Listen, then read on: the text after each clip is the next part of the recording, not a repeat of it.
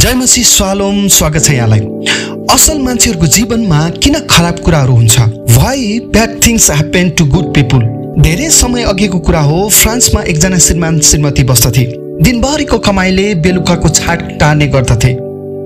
श्रीमान र श्रीमती एकअर्काले दुवैलाई असाध्यै माया गर्थे। त्यो श्रीमान पनि आफ्नो काममा एकदमै इमानदार र भलाद्मी थियो। एक दिनको कुरा हो प्रियहरू, श्रीमती गर्भवती भएको अवस्थामा त्यो देशमा ठुलो आन्दोलन र हडताल भयो। उनीहरूसँग खाना खानको लागि कुनै पनि रुपियाँ पैसा भएन। सरसापट गरेर अरूसँग माग्दा पनि कसैले पनि उनीहरूलाई दिएन। बरु उनीहरू सडक किनारको खाली जग्गामा सुकुम्बासी जस्तै सानो टरा बनाएर बसेका थिए। एक दिनको कुरा हो, श्रीमती सुत्केरी व्यथाले छटपटाउन लागिन्। खाना नखाएको थुप्रै दिन भएकोले बच्चा जन्माउन उनलाई धेरै गाह्रो भयो। श्रीमती मृत्युको मुखसम्म पुगिन् प्रियहरू। श्रीमान आत्तिएर दौडिएर सडकमा गएर गाडी रोक्दै श्रीमतीलाई अस्पताल पुर्याउन सहायता माग्न थाल्यो, तर कसैले पनि गाडी रोकेन। निकै समयको असफल प्रयासपछि उनी फर्केर त्यही झोपडीमा आए। उनी झोपडीमा पुग्दा श्रीमती बेहोस थियो र बच्चा जन्मिएर रोइरहेको थियो। केही समयपछि बिस्तारै श्रीमतीको होस आयो, तर उनीसँग कुनै पनि शरीरमा ताकत नभएको कारण उनले केही खानेकुरो ल्याइदिनको निम्ति आफ्नो श्रीमानलाई अनुरोध गरिन्। श्रीमान दौडिएर नजिकको पसलमा गयो र पसलको साउसँग श्रीमतीको अवस्थाबारे दुःख पोख्दै बिना पैसा केही ब्रेडहरू माग्यो, किनकि किन्नको निम्ति उसँग पैसा थिएन। साउले उल्टो हकारेर गाली गर्यो र थुप्रै पसलमा उसले ब्रेडहरू माग्यो, तर कुनै पसलेले पनि उनलाई ब्रेड दिएन। प्रियहरू, अन्तमा उसले एउटा पसलको ब्रेड पाउरोटी टिपेर आफ्नो झोपडीतर्फ जाँदै गर्दा त्यस पसलेले देखेर उसलाई मानिसहरू बोलाएर समातेर पुलिसको जिम्मा लगाइदियो। उसले पुलिसलाई रोई बिन्ती गर्दै आफ्नो श्रीमतीको अवस्थाबारे जानकारी गराउँदा पनि पुलिसले उसको बहाना हो भनेर उसको कुरा सुनेन र उल्टो उसलाई गाली गर्दै पुलिसको गाडीमा राखेर गाडीमा हालेर जेलतिर लग्यो। प्रियहरू, उसलाई चोरीको केसमा मुद्दा चलाइयो र ऊ बेहोस जस्तै भयो। उसले आफ्नो श्रीमती र बच्चाको निम्ति त्यस कदम चालेको थियो, तर विडम्बना भन्नुपर्दा उनी जेलमा जानुपर्ने अवस्था आयो। प्रियहरू, ऊ जेलभित्र बस्दै गर्दा पागल जस्तै चिच्याउँथ्यो, कराउँथ्यो, रुन्थ्यो, किनकि उसको आँखामा त्यो श्रीमतीको दृश्य र खानेकुरा मगाएको आवाज अनि बच्चा रोएको आवाजले उसलाई साह्रै सताउँथ्यो। उसको थुप्रै दिन जेलभित्र रोएर नै बित्यो प्रियहरू। उसको त्यो रुवाई र वेदना देखेर नि अरू कैदीहरूले पनि उसमाथि दया देखाए। सबैजना कैदीहरू मिलेर उसलाई जेलबाट भगाउने योजनाहरू बनायो।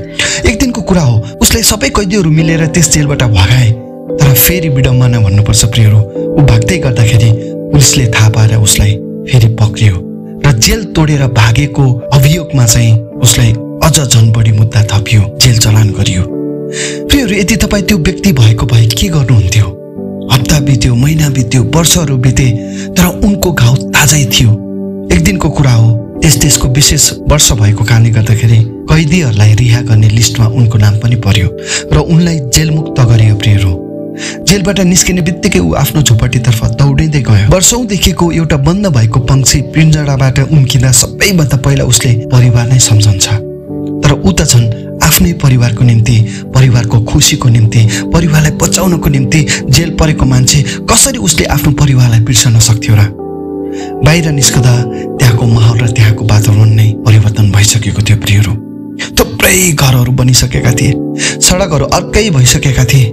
उनले झोपडी खोज्दै खोज्दै गए, तर उनले आफ्नो झोपडी कहीँ पनि भेटेन, किनकि उसको झोपडी भएको स्थानमा चाहिँ ठुला ठुला होटल र घरहरू बनिसकेका थिए। धेरै वर्ष भएको कारणले उसले वरिपरिका मानिसहरू कसैलाई पनि चिनेन र उनीहरूले पनि उसलाई चिनेन। उसको श्रीमती र उसको बारेमा बताउँदाखेरि थाहा नभएको, जानकारी नभएको जवाफहरू दिए। ऊ यति निराश भएको प्रियहरू, यत्रो वर्ष भइसक्यो, मेरो श्रीमती र मेरो बच्चा के भयो होला? तर पनि उसको मनमा एउटा सानो झिनो आशा बाँकी थियो। तर पापी मनले भन्थ्यो प्रियहरू, सायद त्यो दिन दुवै यस संसारबाट सधैँका लागि मलाई एक्लै छोडेर बिदा भए। प्रियहरू, न त उसले कसैको नराम्रो गरेको थियो, न कसैलाई सताएको थियो, न कसैको हानि गरेको थियो, न कसैको कुभलो गरेको थियो, तर पनि उसको जीवनमा त्यो परिस्थिति भोग्नु पर्दा उसलाई आत्महत्या गर्न मन लाग्यो। तर पनि मनमा कता कता श्रीमती र बच्चा जिउँदैछ कि भन्ने एउटा आशाले उसलाई फेरि जिउनको निम्ति, उनीहरूलाई खोज्नको निम्ति एउटा ऊर्जा प्रदान गर्यो र ऊ भौतारिँदै सहर सहर गल्ली गल्ली आफ्नो श्रीमती र बच्चाको खोजी गर्दै हिँड्न थाल्यो। धेरै दिन बितिसकेको थियो प्रियहरू, खाना पनि खाएको थिएन र उसँग पैसा पनि थिएन। एक दिन उसले काम गर्ने निधो गर्यो र त्यो कामबाट आएको पैसाले श्रीमतीलाई खोज्न जाने निर्णय गर्यो र प्रियहरू उसले त्यहाँका मानिसहरूसँग कामहरू खोज्न थाल्यो। तर उसलाई कसैले काम दिएन किनकि उसले पढे लेखेको थिएन। उसँग पढाइका डिग्रीहरू सर्टिफिकेटहरू केही पनि थिएन। प्रियहरू ऊ हरेस खायो, निराश भयो।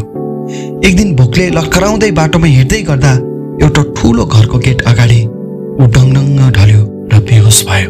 प्रियहरू सबैको जीवनमा नसोचेको कुराहरू हुन्छ। कतिको जीवनमा नसोचेको घटनाहरू घट्छ, नसोचेको परिस्थितिहरू, नसोचेको अवस्थाहरू, नसोचेको समयहरूको सामना गर्नुपर्ने हुन्छ।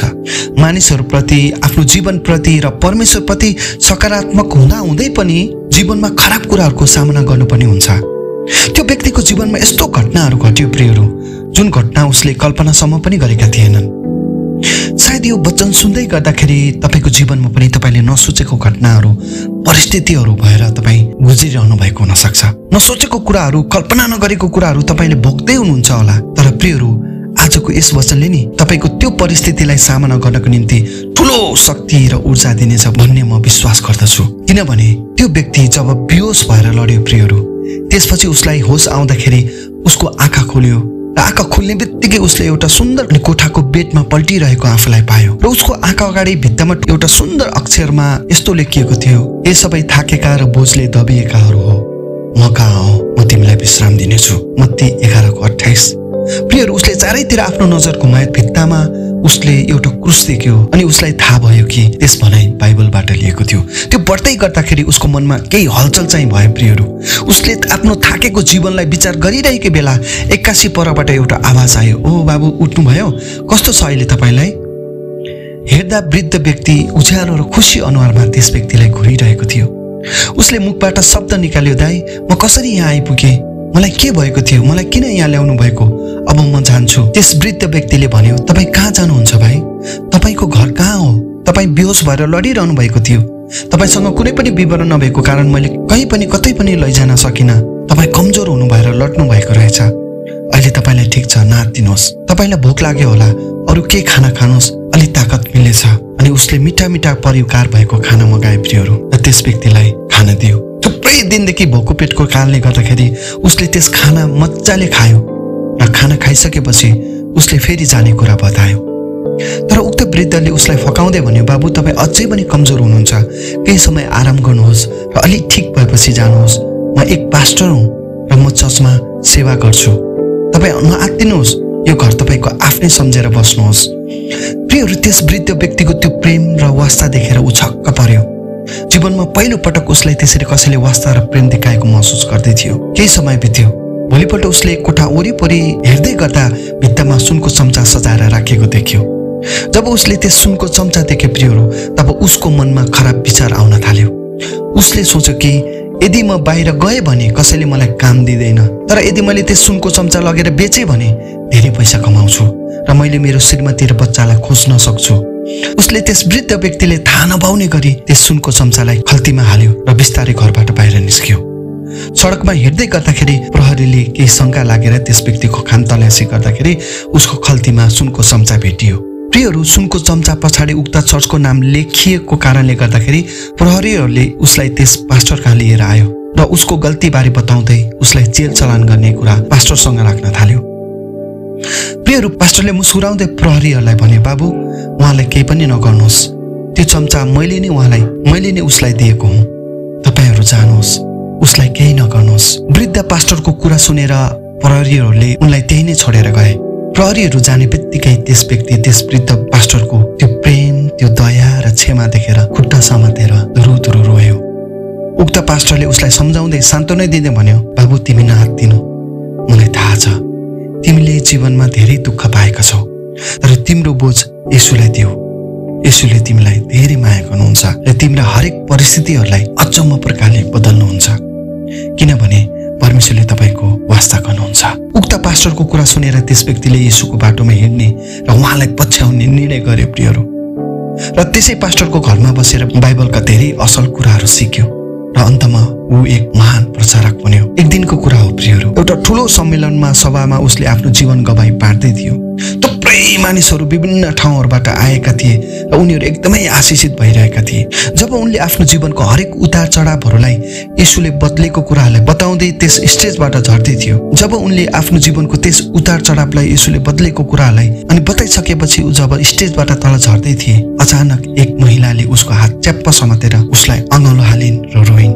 त्यो व्यक्ति छक्कै पर्यो, सबैजना त्यहाँ छक्क परे। तर यथार्थ कुरो नि प्रियहरू, त्यो महिला उसको हराएको श्रीमती थिइन् र उसको साथमा 8 वर्षको एउटा सुन्दर छोरा पनि उभिरहेको थियो। परमेश्वरले त्यस व्यक्तिको हराएको खुसीहरू फर्काएर ल्याउनु भयो र त्यस व्यक्तिको जीवनमा परमेश्वरले अचम्मको काम गर्नुभयो। उनको श्रीमतीले रुँदै भनिन्, तपाईँ जानु भएपछि एकजना दिदी बच्चा रोएको सुनेर हाम्रो झोपडीमा आउनुभयो अनि मेरो हालत देखेर उहाँले अरू साथीहरूलाई बोलाएर मलाई उद्धार गरेर आफ्नो घरमा राख्नुभयो। त्यो दिदीले येशू ख्रीष्टलाई विश्वास गरेकी रहेछन् र मैले पनि आज येशू ख्रीष्टलाई विश्वास गरेँ अनि दुवैजना अङ्गाल हालेर धेरै बेरसम्म रोइरहे। प्रियहरू, आज त्यो परिवार परमेश्वरको असल सेवक सेविका भएर थुप्रै हराएका मानिसहरूलाई येशू ख्रीष्टमा डोराएका छन् र टुटेका जीवनहरूलाई येशूमा जोडेका छन्। प्रियहरू, थुप्रै मानिसको जीवनमा यस्ता प्रश्न हुन्छन् कि धर्मी र असल मान्छेहरूको जीवनमा किन खराब कुराहरू मात्र हुन आउँछ।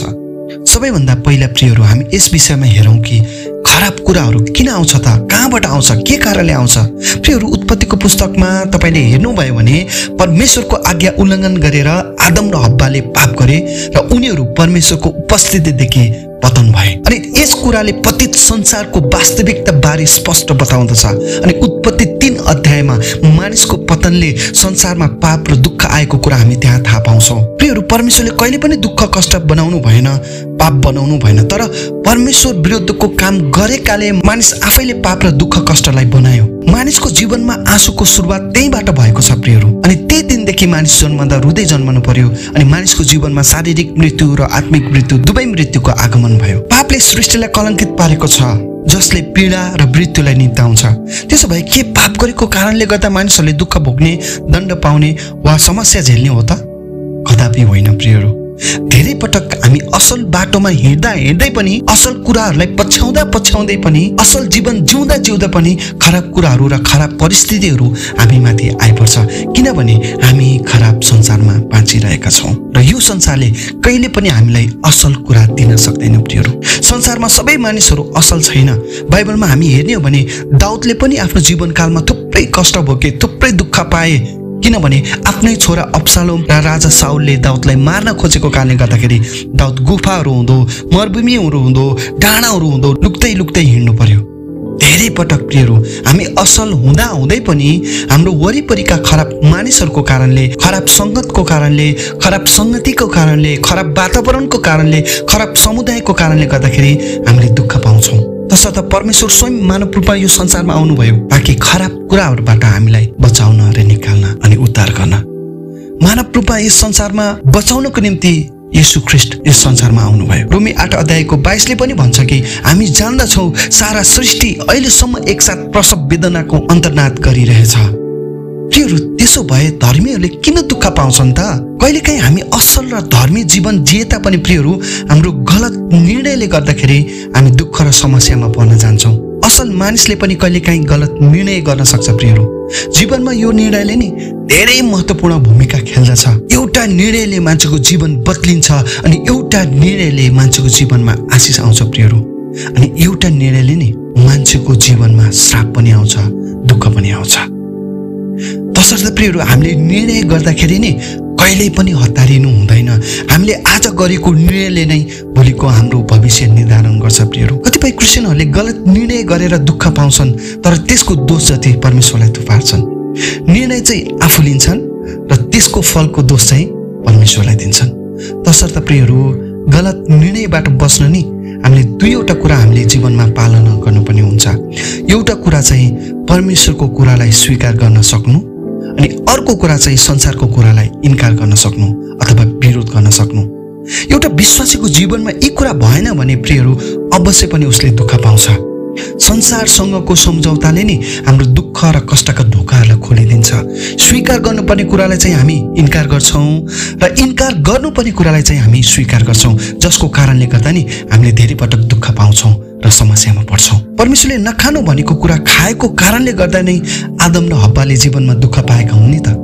जुन कुरा उनीहरूले स्वीकार्नु पर्थ्यो र जुन कुरालाई उनीहरूले इन्कार गर्नु पर्थ्यो, अनि त्यो कुरालाई चाहिँ उनीहरूले के गरे? स्वीकार गरे, जसको कारणले गर्दा नि उनीहरूको जीवनमा दुःख, कष्ट र मृत्यु आयो भनेको छ बाइबलले। प्रियहरू, शैतानको कुराहरूलाई स्वीकार गर्छ प्राय विश्वासीहरूले।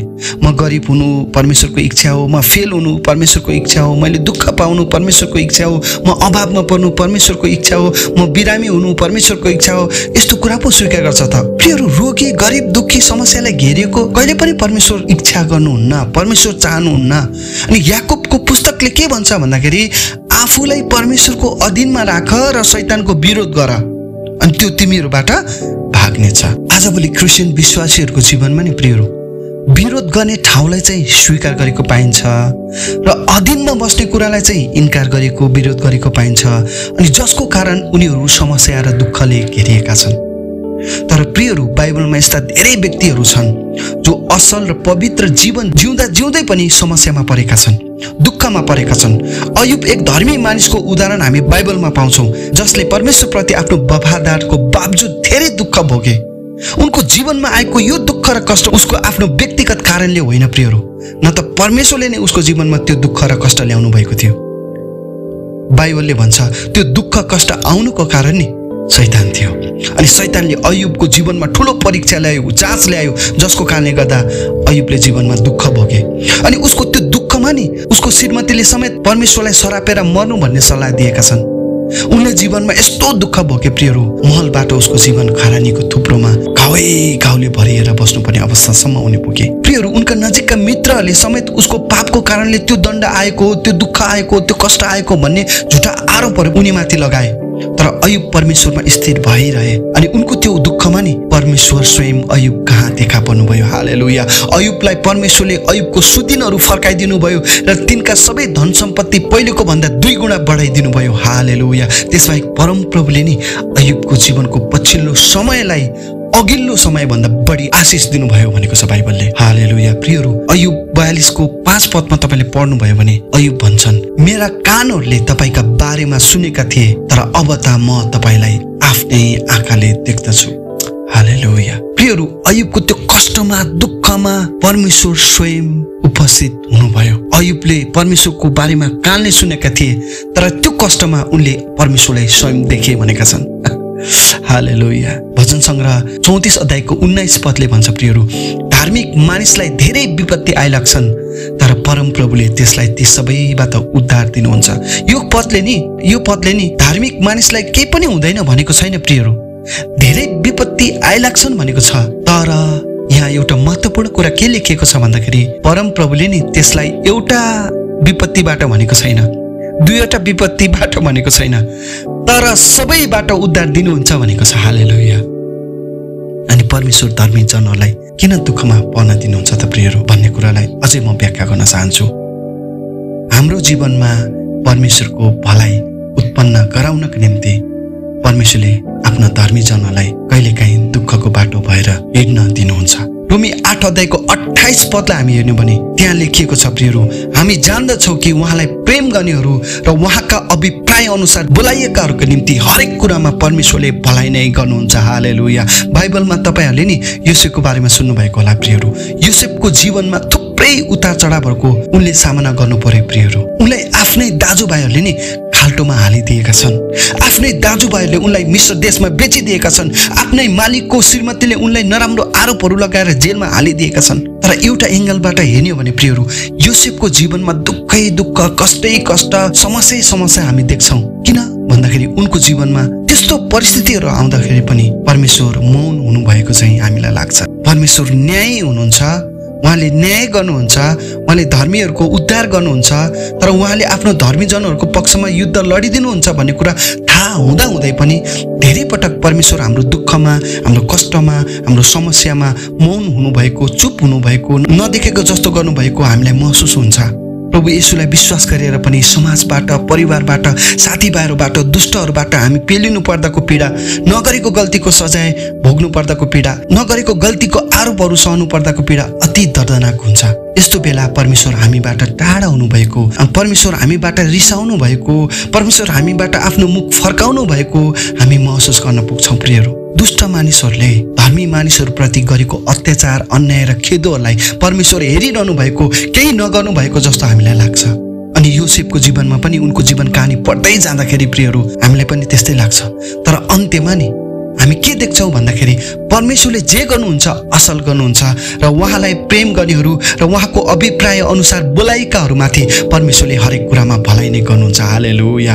हामी यो कुरा चाहिँ योसेफको जीवनमा हामी देख्छौँ, अयुबको जीवनमा हामी देख्छौँ। अनि हामीले योसेफलाई खाल्टोमा परिरहेको हामी देख्छौँ, तर परमेश्वरले योसेफलाई मिस्रमा राज्य गर्नको निम्ति त्यस खाल्टोमा तयार गरिरहनु भएको थियो। यदि योसेफ त्यो खाल्टोमा नपरेको भए उनी मिस्रमा राज्य गर्नको निम्ति जान सक्दैनन्। हामीले योसेफलाई आफ्नै दाजुभाइहरूबाट मिस्र देशमा बेचेको देख्यौँ, तर परमेश्वरले योसेफलाई त्यो मिस्र देशमा राज्य गर्नको निम्ति नि आफ्नो दाजुभाइहरूको हातबाट बेचिएर पठाउनु भएको थियो, आफ्नो दाजुभाइहरूको हातबाट पठाउनु भएको थियो। हामीले पोतिफरको श्रीमतीले योसेफलाई गलत आरोप लगाएर जेलमा हालिदिएको देख्यौँ, तर परमेश्वरले उनलाई त्यो जेलबाट राजाको सिंहासनको अगाडि उभ्याएर सबै अधिकारहरू दिनको निम्ति जेलमा लग्नु भएको थियो प्रियहरू। अनि हामीले नदेखेको पाटोलाई नि परमेश्वरले पहिल्यै देखिसक्नु भएको थियो। हामीले योसेफ खाल्टोमा परिरहेको देख्यौँ, तर परमेश्वरले योसेफलाई मिस्रमा राज्य गरिरहेको देखिसक्नु भएको थियो। प्रियहरू, जीवनमा हरेक पाटोहरू हुन्छन्, अनि एउटा सकारात्मक पाटो र अर्को नकारात्मक पाटो, एउटा देखिने पाटो, एउटा नदेखिने पाटो,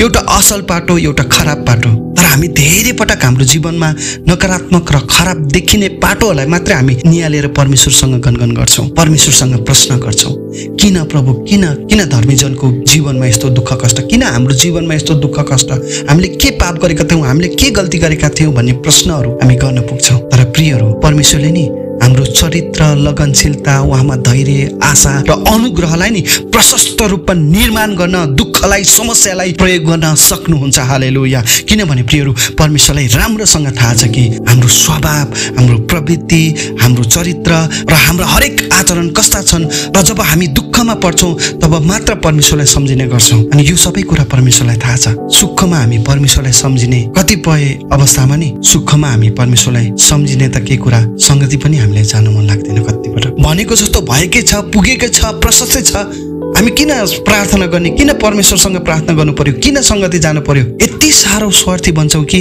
अनि त्यो कुरा चाहिँ परमेश्वरलाई सबै थाहा छ प्रियहरू। हामी मानिस सुखमा मात्तिने र दुःखमा आत्तिने गर्छौँ। कहिलेकाहीँ परमेश्वरले हाम्रो मात्तिने र आत्तिने स्वभावलाई हटाउन, हामी भित्रको धैर्यतालाई, लगनशीलतालाई, आशालाई जगाउनको निम्ति ती दुःख कष्टको बाटोमा हामीलाई हिँड्न दिनुहुन्छ प्रियहरू।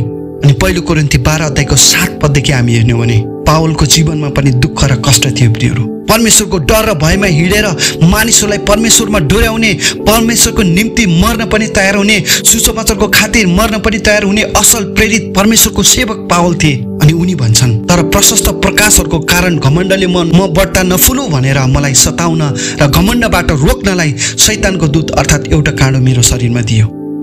यो मबाट हटोस् भनेर मैले 3 पल्ट प्रभुसँग बिन्ती गरेँ, तर उहाँले मलाई भन्नुभयो, मेरो अनुग्रह तेरो निम्ति पर्याप्त छ, किनभने मेरो शक्ति दुर्बलतामा नै सिद्ध हुन्छ। यसकारण ख्रीष्टको शक्ति ममा बास गरोस् भनेर म मेरो दुर्बलताहरूमा बढी खुसी साथ गर्व गर्नेछु। यसकारण ख्रीष्टको खातिर दुर्बलताहरूमा, बदनामीहरूमा, कठिनाइहरूमा, सतावटहरूमा, आपतहरूमा म सन्तुष्ट रहन्छु, किनकि जब म दुर्बल छु तब म शक्तिशाली छु। प्रियहरू, याकुब 1:2-4 पदमा पावल भन्छन् कि मेरा भाइ हो, तिमीहरूमाथि विभिन्न किसिमका आपद विपद आइपर्दा तिनलाई पुरा आनन्दको कुरा सम्झ, किनकि तिमीहरू जान्दछौ तिमीहरूका विश्वासको जाँचले नि धैर्य उत्पन्न गराउँछ। हालेलुया। धैर्यलाई त्यसको पुरा काम गर्न दियो, ताकि तिमीहरूमा कुनै कुराको अभाव नभएर तिमीहरू परिपक्व र पूर्ण हो। हालेलुया। प्रियहरू, प्रभु येशूलाई हेर्नुहोस् त, प्रभु येशू ख्रीष्ट स्वयं परमेश्वर भइकन पनि उहाँले दुःख र कष्ट भोग्नुभयो। उहाँ आनन्दले पृथ्वीमा, संसारमा राज्य गर्न सक्नुहुन्थ्यो। प्रभु येशूको उदाहरणलाई हामीले हेर्ने भन्यो भने प्रियहरू, उहाँलाई आफ्नै चेलाले पनि धोका दिएर बेचिदिएको थियो। हिब्रू 4:15 भन्छ, किनकि हाम्रा प्रधान पुजारी हाम्रो दुर्बलतामा हामीसँग सहानुभूति देखाउन नसक्ने हुनुहुन्न, तर हामी जस्तै उहाँ सबै कुरामा परीक्षित हुनुभयो र पनि पापरहित हुनुहुन्थ्यो।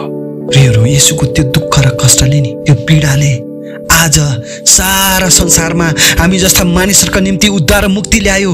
उहाँका कोर्राका चोटहरूले हामी निको भयौँ।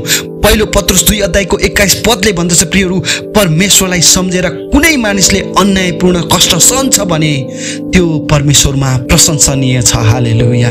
किनभने तिमीहरूले खराब काम गरेर कुटाइ खाँदा धैर्यसँग सह्यो भने त्यसमा ठुलो कुरो के छ र? तर तिमीहरूले असल गरेर पनि दुःख भोग्नु पर्दा धैर्यसँग सहन्छौ भने यो परमेश्वरमा ग्रहणयोग्य हुन्छ, किनकि यसैको निम्ति तिमीहरू बोलाइएका हौ। ख्रिस्टले पनि तिमीहरूको निम्ति कष्ट भोग्नु भयो अनि तिमीहरूका लागि एउटा उदाहरण छोडी जानुभयो र तिमीहरू उहाँकै पाइलामा हिँड्नुपर्छ। हालेलुया। उहाँकै पाइलामा हिँड्नुपर्छ। प्रियहरू, परमेश्वरको सान्त्वना र उहाँको वास्ता थाहा गर्नलाई नि परमेश्वरले हामीलाई कहिलेकाहीँ दुःख र कष्टमा पर्न दिनुहुन्छ। प्रियहरू, दुःख र कष्ट समस्या परमेश्वरबाट कहिले पनि आउँदैन। दुःख कष्ट र समस्या चाहिँ संसारबाट आउँदछ।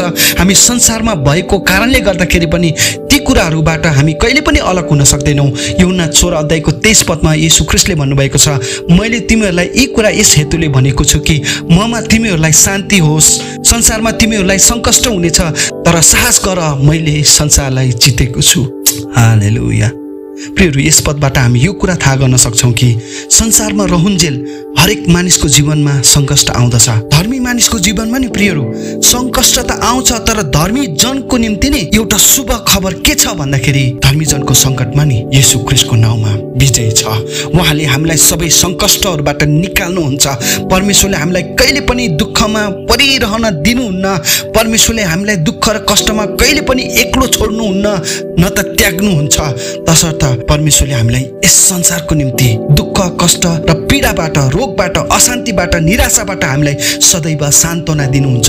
उहाँले सान्त्वना मात्र होइन प्रियहरू, तर हामीलाई ती कुराहरूबाट सधैँको लागि निकालेर हामीलाई यस्तो घर तयार गरिरहनु भएको छ जसलाई चाहिँ स्वर्ग भनिन्छ। हालेलुया। जब हामी संसारको मरणशील शरीरबाट अविनाशी शरीरमा प्रवेश गर्दछौँ प्रियहरू, अनि उहाँले हाम्रो निम्ति त्यो ठाउँ तयार गर्नुभएको छ जहाँ आँसु छैन, जहाँ रोग छैन, जहाँ पीडा छैन, जहाँ निराशा छैन, जहाँ अशान्ति छैन, जहाँ मृत्यु छैन। तसर्थ पावल भन्छन्, तलका कुरालाई होइन माथिका कुरामा हामीले मन लगाउनुपर्छ।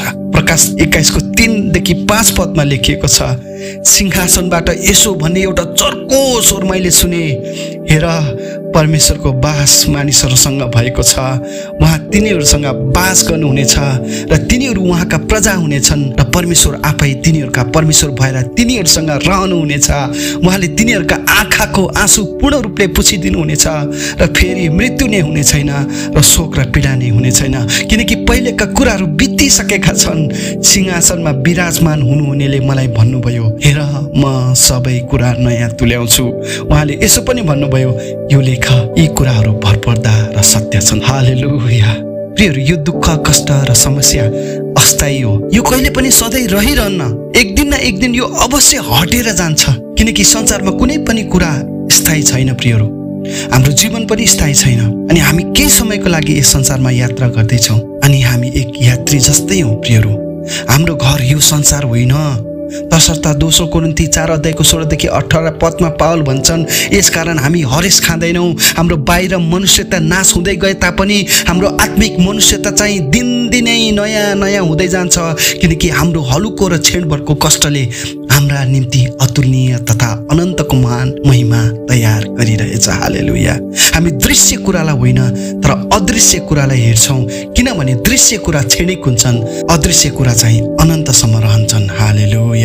प्रियहरू, तसर्थ हाम्रो जीवनमा नि जस्तो सुकै परिस्थिति आए तापनि परमेश्वरको सार्वभौमिकता र भलाइमा भरोसा गर्नुहोस्।